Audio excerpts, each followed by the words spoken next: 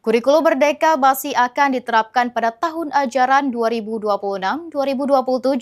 Kebijakan ini berlaku bagi seluruh satuan pendidikan, mulai dari jenjang PAUD, SD hingga SMP, dengan fokus pada peningkatan kualitas pembelajaran dan penguatan kompetensi peserta didik.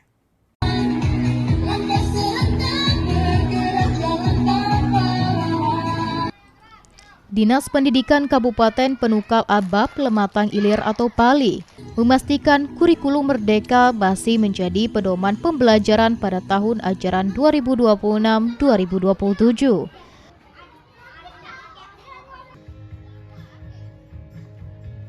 Penerapan kurikulum ini akan dilaksanakan di seluruh jenjang pendidikan, mulai dari PAUD, SD hingga SMP.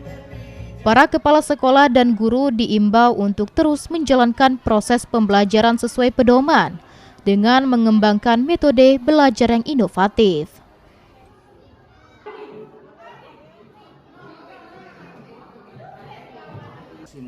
Kabid Dikdas Dinas Pendidikan Pali, Irwan Fauzi menyebut, kurikulum Merdeka menekankan konsep pembelajaran mendalam, sehingga siswa tidak hanya menguasai materi secara teori, tetapi juga mampu memahami konsep dan menerapkannya dalam kehidupan sehari-hari.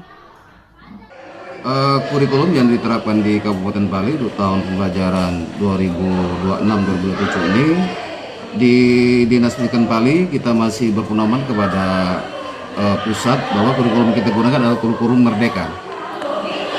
Cara pembelajarannya gimana dok? Kurikulum Merdeka? Proses pembelajaran kita dengan menggunakan kurikulum Merdeka ini berfokus pada penerapan pendekatan pembelajaran mendalam atau deep learning agar siswa lebih memahami konsep esensial secara menyeluruh.